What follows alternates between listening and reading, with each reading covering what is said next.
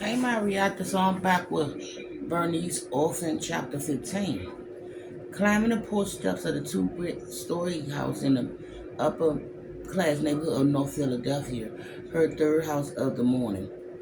Bernice couldn't stop thinking about the problem she had with a Hungarian Jewish boy the previous day.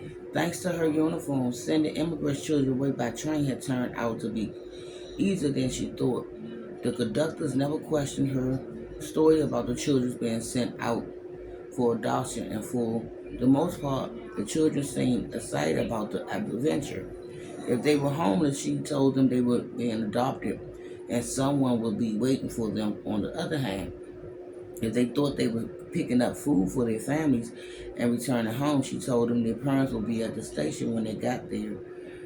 Doubling Doubling her efforts to collect donations to pay for the ticket had been the biggest problem so far, until yesterday when she picked up a pair of Hungarian brothers, 110 and 16.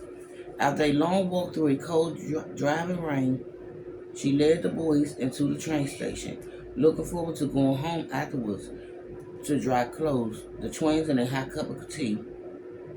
She might even splurge and pay a handsome cab to take her there. Having memorized the departure schedule of any train that went to the same out of state towns that accepted the other orphan trains, she bought two tickets for train number 6, leaving for Ohio in 20 minutes. As expected, the motor waited on the tracks, bellows of steam hissing from the iron pistons.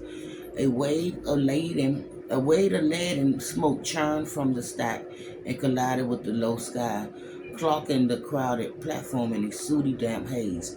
Why did we come to this place? The older boy said. Where's the food to take home to our parents? It's at a farm outside the city, Bernice said, holding out their tickets. They will have fresh milk, eggs, bread, and cold storage potatoes, but you have to pick it up and bring it back. The younger boy took the tickets and started towards the train, but the older one grabbed him by the shoulders, yanked the tickets from his grasp, and handed them back to her. We will go nowhere, he said. You told my Anna we would be returning home right away. Bernice clenched her jaws. It was the first time any of the children had questioned her, and she was in no mood to argue. You will be, she said, as soon as you get back from the farm. The boy shook his head. No, he said. You said nothing to my Anna about a train. He grabbed his brother by the hand and turned to leave, pushing his way through the crowd. Caught between anger and panic, Bernice didn't know what to do. If the boys told someone she had picked them up and was trying to put them on the train, they might call the police. Plus, she already bought the tickets. Wait, she called after them. Let me explain. The boy stopped and glared back at her. Anger darkened his features. She caught up to him and made a sad face, feigning sympathy. I'm sorry, she said. I wasn't supposed to tell you this, but you need to get on the train if you want to see your family again. They're packing to move to Philadelphia as we speak. Pittsburgh as we speak, and they'll pick you up at the station there. The older boy face filled, his anger replaced by fear and confusion. His little brother stared up with worried eyes. Someone is taking your parents by car, she continued. They knew how much you boys would have. Wait a minute, y'all stop. You boys would have wanted to ride in the automobile, but there wasn't enough room for both of you and their belongings too, and they didn't want to disappoint either of you. But the tickets, the older boy said, we had no money to pay. A donation from the Red Cross, she said. He looked doubtful. If I were you, she said, trying to sound friendly, I'd much rather ride the train anyway. Haven't you heard the saying, keep away from the fellows who own an automobile? He'll take you far in his motor car, too darn far from your pod mark if his 40 horsepower goes 60 miles per hour. Say goodbye forever. Goodbye forever. The boy shook his head, his mouth set in stubborn lines. Her patience was growing thin.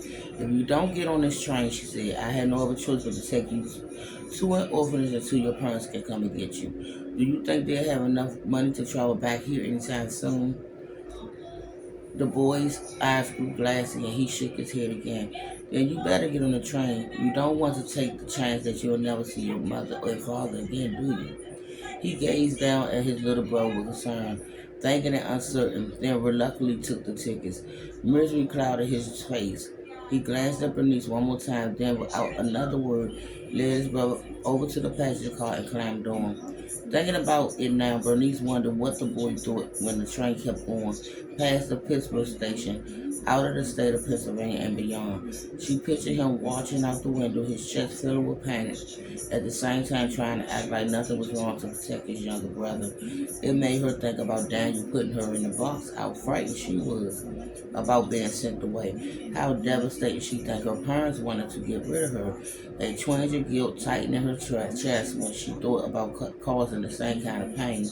Then she reminded herself that the boys would be better off away from their immigrant parents, and surely one of the royal found families will be happy to have two boys instead of one.